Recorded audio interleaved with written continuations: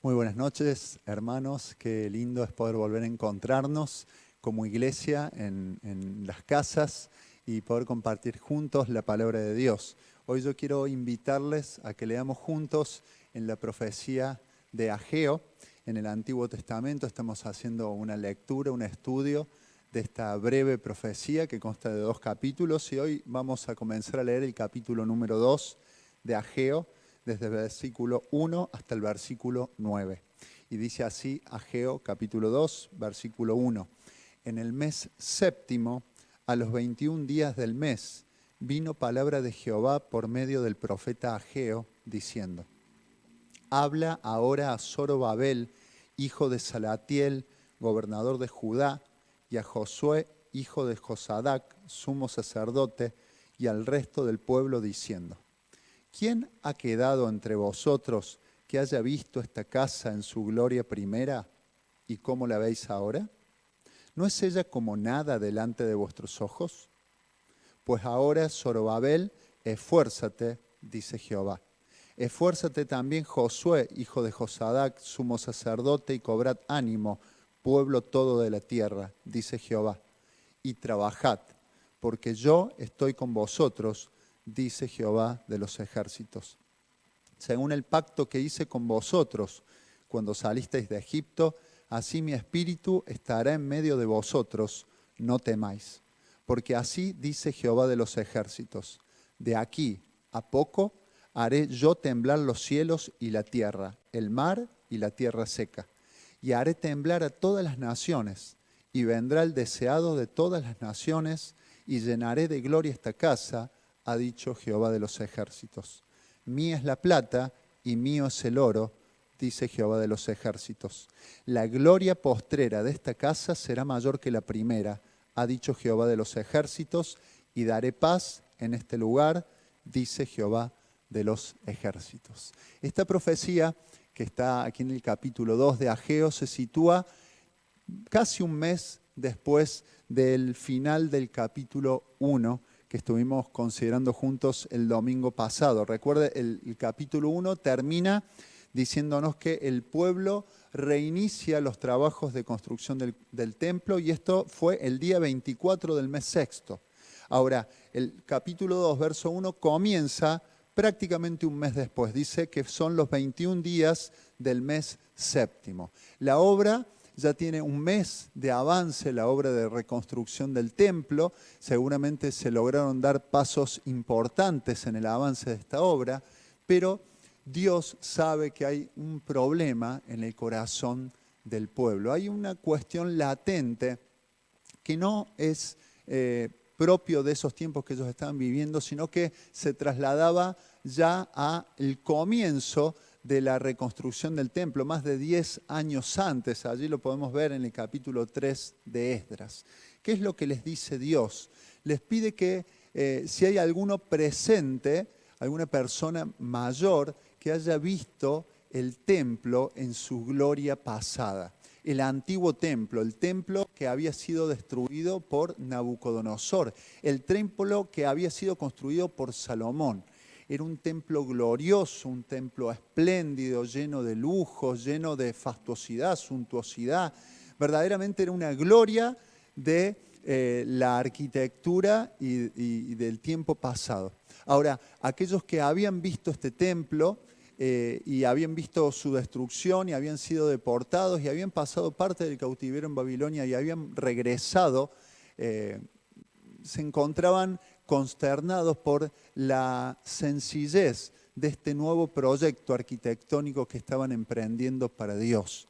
Ellos de alguna manera sentían desánimo por las glorias perdidas. Recordaban aquella hermosura y lo que representaba el templo de Salomón, que también representaba un tiempo en que Israel estaba en su apogeo político, económico, y eso había quedado en el pasado, era un recuerdo distante, lejano, y seguramente la situación en que estaban atravesando les producía desánimo. También probablemente sentían nostalgia por los logros vividos en el pasado, por aquellas victorias, por aquellas metas alcanzadas hacía tantos años. Pero lo que claramente se deja entrever en el texto por la palabra que Dios les dice al final del versículo 3, Dios les dice, no es ella, es decir, la casa que están construyendo a mí como nada delante de vuestros ojos. Ellos sentían desprecio, menosprecio por la sencillez del proyecto que estaban llevando adelante. Claro, comparado con el templo de Salomón, este era un templo muy sencillo, sin gloria, sin fastuosidad, sin riqueza, sin suntuosidad. Realmente era un templo muy básico en algún sentido. Y esto probablemente pueda haber producido, como dice el profeta Ageo, desprecio. Sentir como que no era nada aquello que estaban haciendo. Y esta palabra que vamos a compartir en esta noche nos va a hacer reflexionar y meditar acerca del valor que tienen las cosas sencillas para Dios.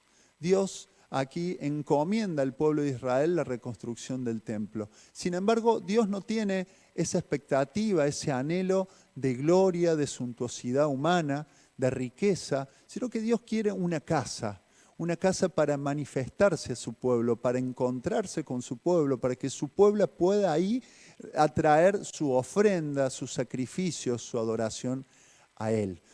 Evidentemente no es Dios quien se encuentra en crisis con esta obra sencilla, pero sí los hombres.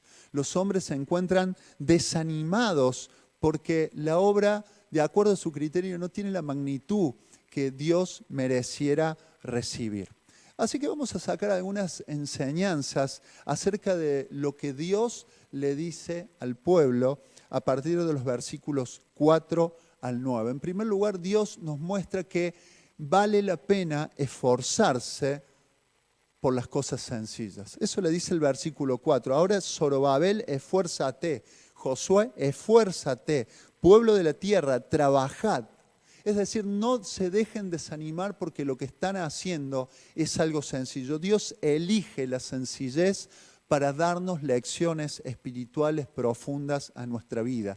En primer lugar, una de las lecciones espirituales profundas que vos y yo podemos tomar para nosotros es el hecho de que en ocasiones los grandes proyectos que como seres humanos emprendemos se fundamentan más en una confianza propia, humana, en los recursos materiales e intelectuales que nosotros podemos aportar, más que en la certeza del favor y la aprobación divina. Lo digo de vuelta, los grandes proyectos muchas veces tienen su punto de anclaje la certeza de que vamos a poder llevarlos adelante. Es nuestras espaldas, nuestra capacidad, nuestra fuerza para llevarlos adelante lo que nos hace avanzar. Y Dios quiere mostrarnos de que más importante que la magnitud del proyecto en sí es el hecho de que el proyecto cuente con la aprobación divina, con la presencia divina. Dios nos pide que avancemos sobre la sencillez, sobre las pequeñas cosas que pueden mostrar nuestra fidelidad a Dios, nuestro amor a Dios, nuestra dedicación a Dios, sobre la base de que esas pequeñas cosas nos hacen depender paso a paso, día a día, de Dios y de sus recursos, ¿sí? No serán los esfuerzos humanos los que nos van a dar la victoria, el crecimiento espiritual, sino la dependencia y la sumisión a Dios, lo que va a marcar la diferencia. Por eso Dios le dice, esfuércense, trabajen, no bajen los brazos. Habían pasado 30 días, ya el pueblo estaba desanimado. La pregunta era, ¿vale la pena hacer esto para Dios ya que es tan sencillo, ya que no está a la altura de lo que Salomón construyó hace tanto tiempo? Pero Dios les dice, avancen, trabajen. ¿Por qué? porque yo estoy con ustedes. No es la magnitud del proyecto que ustedes llevan adelante lo que le da sentido al trabajo, sino que yo estoy con ustedes. Es mi aprobación, es mi presencia en medio de ustedes los que les tiene que dar el ánimo para avanzar, para trabajar. Usted sabe que usted y yo tenemos muchas veces la misma tensión y el mismo conflicto que tuvieron aquí los contemporáneos de Zorobabel construyendo este segundo templo. Nos encontramos que en ocasiones en nuestras vidas todo es sencillo, no damos con la talla de los grandes hombres espirituales del pasado, leemos grandes biografías, leemos y sabemos del avance de la obra de Dios en otros tiempos y nos sentimos pequeños, nos sentimos insignificantes, nos sentimos desvalidos, dada la sencillez y la simpleza con la que nos toca vivir nuestra fe. Pero la palabra de Dios en este sentido es siempre alentadora, siempre motivadora y nos hace darnos cuenta que no es la magnitud del proyecto lo importante, sino la presencia de Dios en ese proyecto. 2 Corintios capítulo 4, versículo 7 dice que nosotros tenemos este tesoro, el tesoro de la salvación, el tesoro de la fe, en vaso de barro, para que la excelencia del poder sea de Dios y no de nosotros. Dios permite que la gloria del Evangelio habite en nuestras vidas, que somos un vaso de barro. Básicamente el ser humano es eso, hemos sido tomados del polvo y al polvo hemos de volver cuando nuestra vida física termine, pero Dios ha querido depositar su gloria, su presencia en cada uno de nosotros. No para que digamos, wow, qué buen vaso de barro soy, sino para que la excelencia del poder sea de Dios, para que Dios sea glorificado, para que Dios sea exaltado, Él sea aplaudido y claramente nosotros seamos bendecidos por ese accionar de Dios. El apóstol Pablo mismo tenía estas luchas internas al ver las enfermedades que debía cargar en su pueblo. En su cuerpo. Y en ocasión de una dolencia física, el apóstol Pablo le clamaba a Dios para que Dios pudiese quitársela del cuerpo y Dios le respondió, bástate mi gracia porque mi poder se perfecciona en la debilidad. Claro, Pablo tenía un cuerpo golpeado, maltratado, enfermo, y Dios le dijo, vas a tener que convivir con esa debilidad, vas a tener que convivir con la sencillez de tu existencia, sabiendo que cumple un propósito. Y el propósito es que vos no dependas de tu habilidad, de tu fuerza, de tu inteligencia para llevar adelante la vida de fe, sino que puedas depender plena, completa y absolutamente de Dios. Así que la primera advertencia es que los grandes proyectos muchas veces se fundamentan en nuestra confianza humana, pero Dios quiere que emprendamos los pequeños proyectos en la sencillez de saber que es el favor y la presencia de Dios lo que nos habilita a vivir en victoria y poder llevar adelante estos proyectos para Dios. Ahora, vamos a ver un segundo aspecto que se desprende de lo que hemos leído, y es que los grandes proyectos, ¿sí?, muchas veces se esconden más la vanagloria humana que el deseo auténtico de darle la gloria a Dios. Uno se pregunta cuáles eran las motivaciones por las cuales estos hombres que reedificaban el templo se sentían deprimidos y despreciaban la labor que se estaba haciendo sus contemporáneos. Tal vez era porque en su deseo de inflamar su propio ego, de autoexaltarse, anhelaban que la obra fuese más grande de lo que realmente podían hacerla. Y su deseo tal vez no era un auténtico anhelo de darle gloria a Dios. Mire, Dios siempre va a probar nuestras motivaciones a través de pequeños proyectos, a través de cosas sencillas por medio de las cuales nosotros podamos mostrar nuestra fidelidad, nuestra perseverancia, nuestro esfuerzo de servirle a Él, ¿sí? Dios nos llama y nos desafía a serle fiel siempre en lo poco. Lucas capítulo 16, versículo 10, Jesús dijo, el que es fiel en lo muy poco, también en lo más es fiel. Y el que en muy poco es injusto, también en lo más es injusto. Claro, Dios nos llama siempre a que examinemos nuestra vida, no a la luz de los grandes proyectos. Tal vez no es a nosotros de manera personal ni a nuestra generación la que se le ha encomendado los grandes proyectos que en el pasado los hombres de Dios llevaron adelante, pero sí tenemos en nuestras manos esos pequeños proyectos cotidianos que, puestos en las manos de Dios, ponen en evidencia nuestra fidelidad, nuestra constancia y son el medio por el cual Dios se manifiestan en nuestro entorno. Así que yo trato de pensar en estos momentos en algunos proyectos sencillos para los cuales tal vez Dios nos ha llamado. Y es que tal vez en tu caso particular Dios no te haya llamado a pastorear una iglesia, a dirigir una congregación, pero sí Dios te ha llamado a pastorear tu familia, a dirigir tu familia espiritualmente. Y vos, querido varón, tenés en tus manos este pequeño, gran proyecto que es ser un sacerdote y un modelo espiritual a seguir para tus hijos y para tu esposa. Dios prueba tu fidelidad como varón y mi fidelidad como varón, mi fidelidad a Dios, por medio del cumplimiento de este pequeño proyecto que es pastorear a mi familia. Tal vez en tu caso o en el mío no hemos sido llamados a influenciar a grandes multitudes, pero sí podemos ser de influencia benéfica y positiva allí en nuestro grupo de crecimiento. Allí con ese grupo de hermanos con los que nos reunimos semanalmente, ahora no presencialmente, pero sí vía Zoom, y nos conectamos y nos alentamos mutuamente y nos animamos con pasajes de la Biblia y nos exhortamos a cambiar. Y es que Dios te está usando para influenciar allí a un grupo de personas.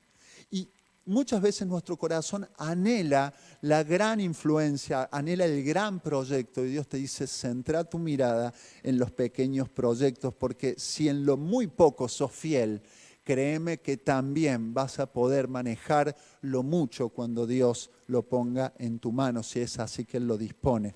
Puede ser que vos y yo no tengamos un llamado al evangelismo transcultural, pero sí podemos evangelizar a aquel que vive en la vereda del frente, en la casa de al lado, a la gente que tenemos en nuestro entorno. Esa es la transculturalidad del llamado evangélico que hemos sido llamados o hemos recibido cada uno de nosotros. Es un proyecto pequeño, pero pone en evidencia nuestra dependencia y fidelidad a Dios.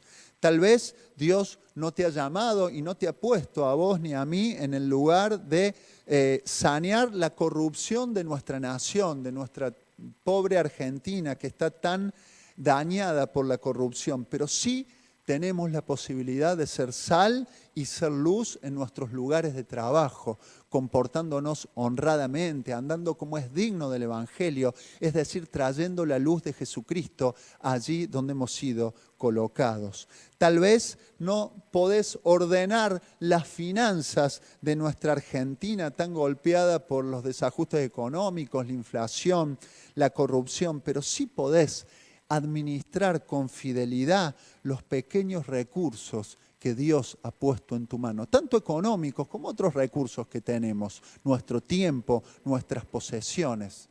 ¿Te das cuenta? Son pequeños ejemplos de cómo no son los grandes proyectos los que movilizan la obra de Dios, sino que son los pequeños proyectos. Dios, por medio de estas palabras del profeta Ageo, nos va a llamar a valorar lo sencillo, a darle una estima especial a aquellas cosas sencillas que Dios ha puesto en nuestra mano. Porque no son los proyectos en sí los que hacen la diferencia, sino la utilidad que pueda tener ese proyecto o ese bien o esa persona para la obra de Dios. Así que vamos al tercer y último punto, y es el hecho de que Dios, de manera intencional, a propósito, elige la sencillez para habitar y hacer morar allí su gloria. Si usted se fija a partir del versículo 5, Dios comienza a rememorar el pacto que había hecho con Israel al pie del monte Sinaí cuando salieron de Egipto. Es el pacto de la ley. Y dice el verso 5, según el pacto que hice con vosotros cuando salisteis de Egipto, así mi espíritu estará en medio de ustedes, no teman. Dios eligió a ese pueblo, Israel, un pueblo cargado de defectos, de limitaciones, un pueblo cabeza dura, un pueblo idólatra, pero a pesar de la sencillez de este grupo de personas, Dios eligió establecer un pacto con ellos, darles su ley, enseñarles a vivir. Y la promesa de Dios es, yo voy a estar con ustedes, mi espíritu va a estar en medio de vosotros.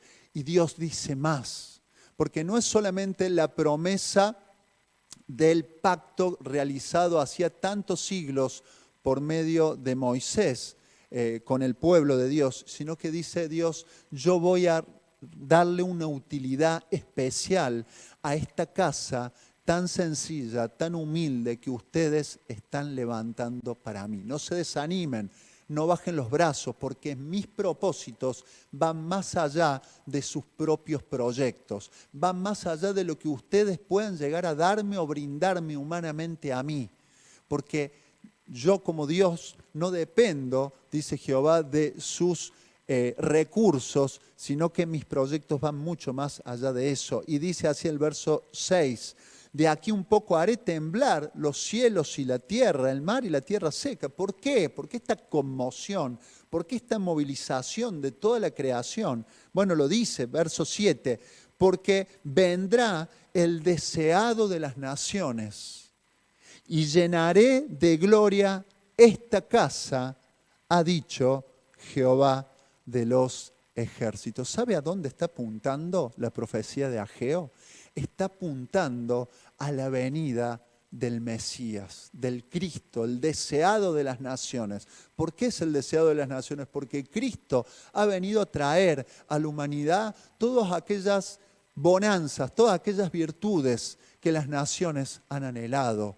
Paz, belleza, sabiduría, reconciliación, perdón, una conciencia limpia. Todo esto ha venido a traer Cristo, la posibilidad de conectarnos, restablecer nuestra comunión con Dios. Vendrá el deseado de todas las naciones y llenaré de gloria esta casa. Qué hermoso es pensar de que Dios de manera intencional nos quiere dejar aquí en este texto la certeza de que Él disfruta de lo sencillo, de que Él se goza en poner su presencia en aquellos que, a pesar de no tener las grandes dotes, las grandes capacidades, los grandes recursos, están dispuestos a entregarle su vida y su corazón plenamente a Él.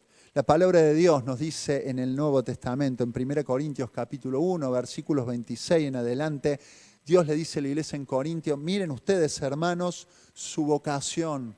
Tengan en cuenta que no son muchos sabios según la carne, ni muchos poderosos, ni muchos nobles, sino que lo necio del mundo escogió Dios para avergonzar a los sabios, y lo débil del mundo escogió Dios para avergonzar a lo fuerte. Y lo vil del mundo, lo menospreciado escogió Dios y lo que no es para deshacer lo que es, a fin de que nadie se jacte en su presencia. Este es el cumplimiento máximo de la profecía de Dios por medio de Ageo. Hubo un cumplimiento histórico, temporal, que se consolidó, se llevó a cabo 500 años después, cuando Jesús, el Verbo hecho carne, caminó por ese mismo templo, tal vez modificado, hermoseado por Herodes, pero era el mismo segundo templo que había sido levantado por Zorobabel en aquel momento. El Señor caminó, llenó de gloria ese templo, lo llenó de sus enseñanzas, pero Dios quiso ir más allá. Y sabe, llegó tan allá que llegó hasta su vida y llegó hasta la mía. Porque la palabra de Dios nos dice de que nosotros somos como ese templo, humilde, sencillo.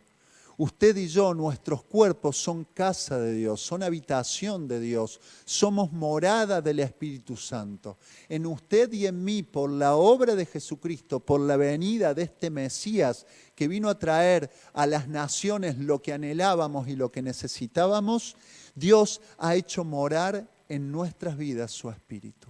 Ahora, es conmovedor pensar esto, pensar que en nuestra morada, que en nuestros cuerpos tan débiles, tan dañados, tan afectados por el pecado, tan llenos de limitaciones, Dios ha elegido hacer su morada. ¿Y sabe por qué? Porque Dios anhela la sencillez. Dios disfruta de la sencillez. Y si usted en su sencillez, y si yo en mis limitaciones le entrego mi vida, mi pobre potencial, mis pobres capacidades a Dios, Dios puede tomarlas y puede darles un uso que glorifique a su nombre. Y este es el anhelo de cada hijo de Dios a lo largo de la historia, poder ser de utilidad a la obra de Dios. Y qué bueno saber que no necesitamos ser grandes oradores, contar con gran elocuencia, ni tener grandes recursos intelectuales ni económicos, sino que lo que necesitamos es una actitud humilde, dependiente y sumisa a Dios y expectante de lo que Él pueda hacer a través de nuestras vidas. Termino con una frase que hace poco leí en un muro, en un mural, en las calles de la ciudad de Córdoba. Es de Eduardo Galeano. Usted sabe, Eduardo Galeano fue un periodista uruguayo, un representante de la izquierda en el ámbito periodístico, ya fallecido, y él escribió esta frase que es una frase muy motivadora y usted seguramente puede haberla visto en alguna pancarta, en algún graffiti. Dice así: mucha gente pequeña en lugares pequeños, haciendo cosas pequeñas, pueden cambiar el mundo. Se lo repito, mucha gente pequeña, en lugares pequeños, haciendo cosas pequeñas, pueden cambiar el mundo. Claro, Galeano rebosa de un optimismo hacia la humanidad propia de su secularismo, propia de su visión atea de la vida y de la existencia. Recuerde que Galeano era de izquierda. Y él escribe muchas obras muy conocidas, por ejemplo, Las venas abiertas de Latinoamérica, y siempre deja entrever esta necesidad de la lucha humana y del esfuerzo del ser humano por producir el cambio. Ahora, Galeano se queda corto en su expresión, porque en realidad ningún ser humano, ni pequeño ni grande, puede hacer ni tiene los recursos para hacer lo suficiente para generar el cambio que el mundo necesita. Así que yo reformularía esta frase para terminar y la pondría en estas condiciones. Y diría: mucha gente pequeña, acompañada de Dios, en lugares pequeños, haciendo cosas pequeñas, pueden cambiar el mundo. Ahora es distinto. No es solo la gente, no es el optimismo puesto en el ser humano, en un humanismo ciego, sino que es la gente movida, impulsada, guiada por Dios y por su Espíritu. Esa gente, aunque pequeña, aunque en lugares pequeños, aunque haciendo cosas pequeñas, pueden realmente cambiar el mundo, porque Dios está con ellos. Dios nos ayude en nuestra vida a poder valorar la sencillez y dar nuestras vidas a este Dios que puede tomar lo poco e insignificante que somos y por su poder y para su gloria hacer mucho con eso. Dios te bendiga y será hasta nuestro próximo encuentro.